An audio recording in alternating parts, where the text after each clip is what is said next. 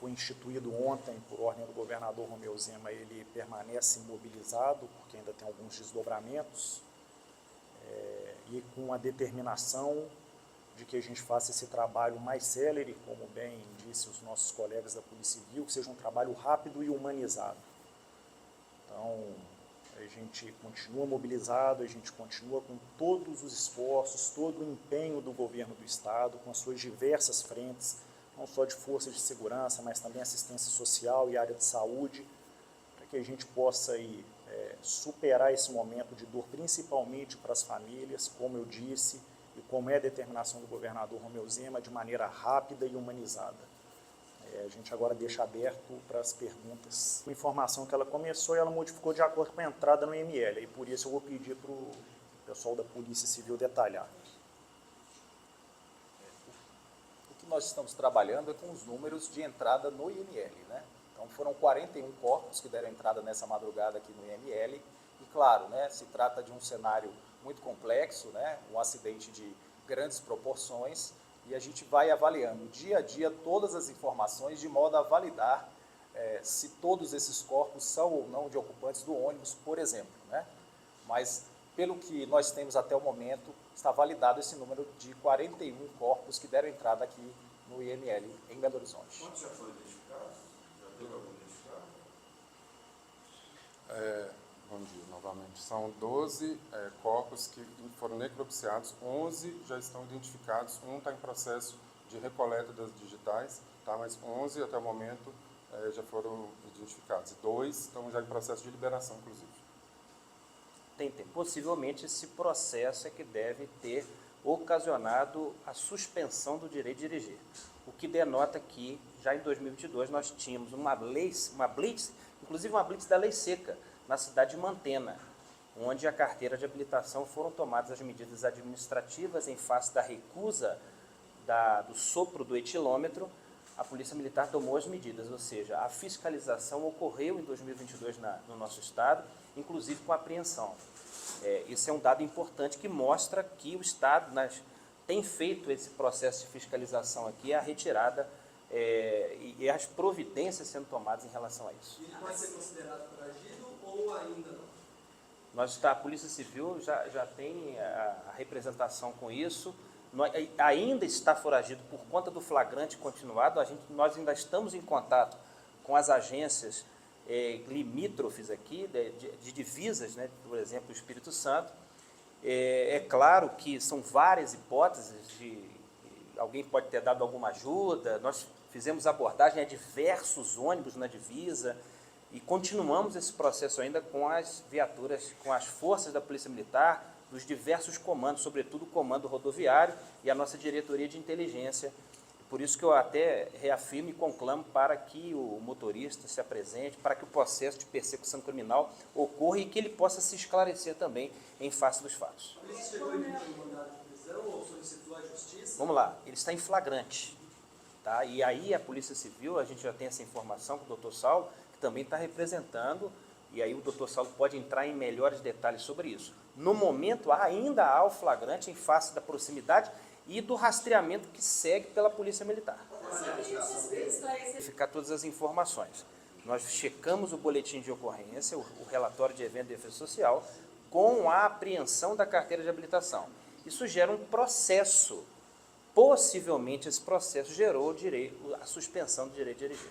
Esse processo, fala por que ele passou por esse processo? Essa foi a lei seca ou não? A abordagem inicial foi lei seca. Ele nega o sopro do etilômetro e aí a Polícia Militar, dentro da legalidade, toma as medidas necessárias, uma delas a apreensão da carteira de habilitação, o relatório de evento de defesa social, que gera toda essa persecução criminal e esse processo em andamento. E nesse paralelo, ele fugiu a pé, né? Então a polícia acredita que possa estar na região ainda?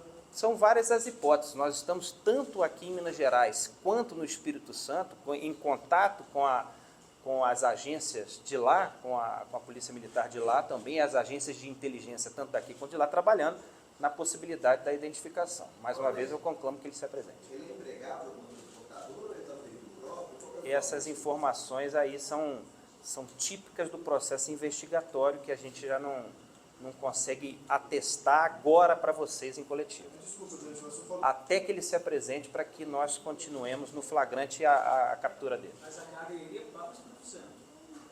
Eu também não... Aí são detalhes que não são... Por isso.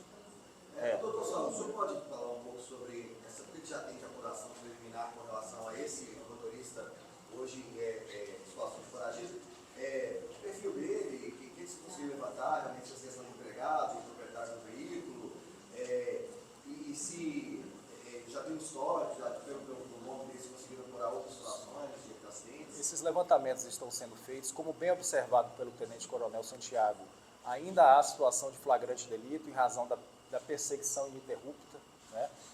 A Polícia Civil também já tomou outras providências em termos de provocar o Poder Judiciário para que haja aí a expedição de um possível mandado de prisão, mas para evitar tudo isso ele tem a opção de se entregar, né? Nós conclamamos também que faça isso, que se apresente uma unidade da Polícia Civil, da Polícia Militar, enfim, das Forças de Segurança, e logo em seguida, isso ocorrendo, né, facilita o nosso trabalho investigativo. Como bem levantado, há esse histórico, né, de suspensão do direito de dirigir.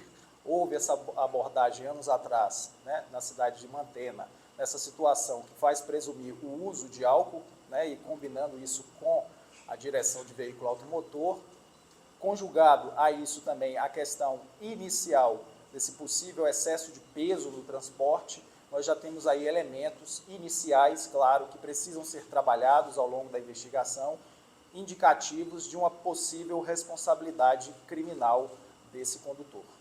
Está trabalhando aqui com realmente os corpos recebidos no IML. Saulo, alguma perícia já foi feita no caminhão para ver, por exemplo, se a documentação dele estava ok, se ele estava em condições de tráfego, como, por exemplo, pneu careca, algum tipo, além, claro, desse fator do suposto extrapeso?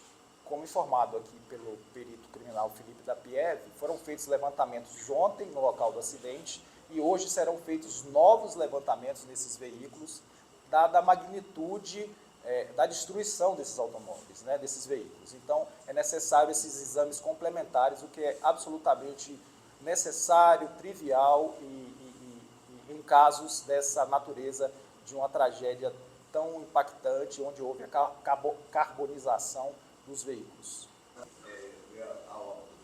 E se tem dois corpos a mais, não dá para precisar se é de outro veículo, se é pedestre na rodovia, ou se, enfim, por enquanto... Por hora, a gente pode afirmar que recebemos esses 41 corpos, né?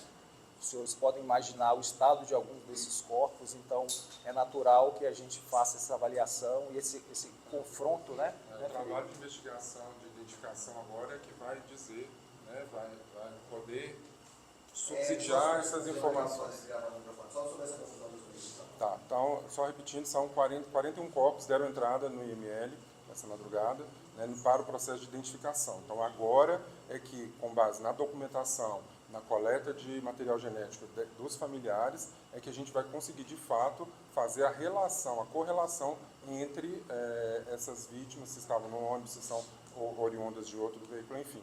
Né, o que a gente pode afirmar é que deram entrada 41 corpos aqui no IML que vai passar por esse processo de identificação agora.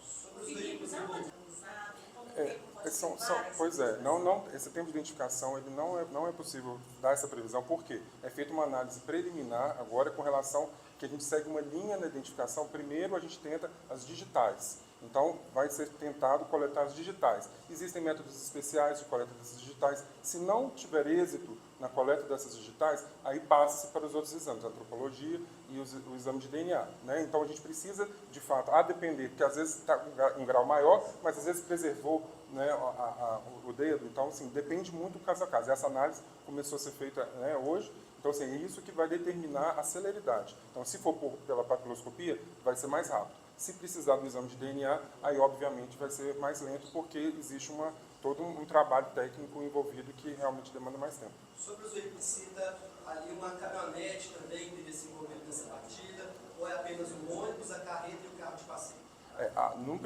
Preliminarmente, são os 3 veículos, tá? Então, eu não tenho essa informação, mas a gente pode complementar posteriormente, se for o caso, com relação a isso. Tá? Os peritos estão retornando ao local, até exatamente para poder fazer novas análises, porque a primeira etapa foi muito voltada para também a liberação dos corpos. e a dinâmica inicial do evento, e agora a gente faz uma análise pormenorizada nos veículos.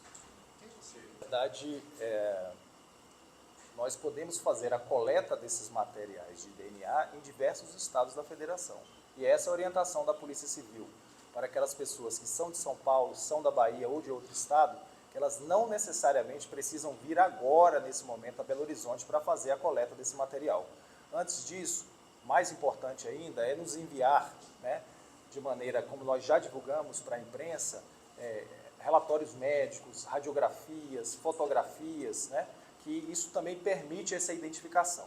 Mas no tocante à coleta do material de DNA, existe uma rede nacional, um banco nacional de perfis genéticos, e os familiares, seguindo a ordem preferencial aí do pai, da mãe, depois do filho, né, depois dos irmãos, podem procurar essas unidades das polícias civis ou polícias científicas, a depender do estado, e fazer essa coleta de DNA no seu estado de origem. Essas informações virão para a Polícia Civil de Minas Gerais e possibilitarão esse confronto entre o material que nós temos recolhido aqui desses corpos e esse material recolhido nos estados de origem. A Polícia Civil é um combinado nosso, né, tendo convicção, tendo certeza, sem dúvida. O que a gente pede é compreensão. Eu costumo dizer que os órgãos de imprensa, eles também são órgãos de defesa civil, porque eles ajudam a informar, a levar até quem de direito a informação precisa. Então, assim, é comum que num cenário de desastres, de tragédias, com múltiplas vítimas, e eu entendo a apreensão de todos, mas que a gente tenha um máximo de cautela. A gente não pode criar uma crise dentro da outra, uma tragédia dentro da outra. Então, a gente tem que ter uma cautela em respeito principalmente aos familiares. Então, assim, à medida que houver a convicção científica num trabalho que é muito sério, muito criterioso, a gente acompanha esse mesmo critério, essa mesma cautela na comunicação com a imprensa e com a família. Às vezes um número para mais, um nome equivocado, isso gera um trauma sem tamanho para o familiar que já está numa dor muito grande, seja do familiar do ferido ou da vítima fatal. Então, assim, é muito importante que a gente agora tenha essa cautela em respeito às vítimas. Agora o Estado de São Paulo cedeu